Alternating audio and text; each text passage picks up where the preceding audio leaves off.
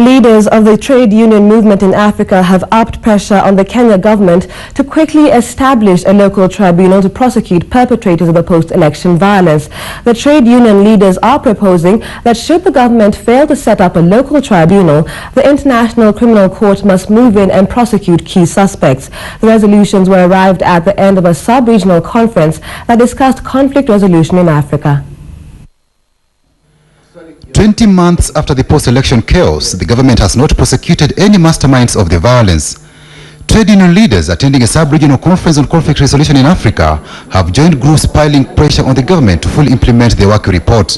It is in the interest of Kenya and in the development of institutions on this continent that the Kenyan government and its people do everything possible to set up this local tribunal. The International Criminal Court is expecting a Kenya delegation at the end of this month to get feedback on the government's pledge to set up a local tribunal.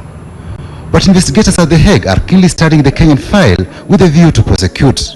The trade unions say The Hague should be the last option. But should the government fail to settle on any specific method of handling the post-election crisis, trade unionists are proposing a bitter pill. We don't think that those responsible for the violence should go scot-free, and therefore we, at the end, indicate that it will then be necessary for the International Criminal Court to undertake whatever processes are necessary for bringing justice to those who suffered in that period.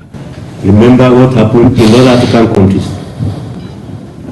If you don't do justice at home to your people, the international community will help you to do it. The government was urged to quickly implement Agenda 4 that deals with institutional, constitutional and land reforms. Trade union leaders say the Truth, Justice and Reconciliation Commission should be given full support to facilitate healing of the nation and put up mechanisms that will enhance peaceful coexistence. Trade unions support devolution of power as a strategy for promoting power sharing and equitable distribution of resources.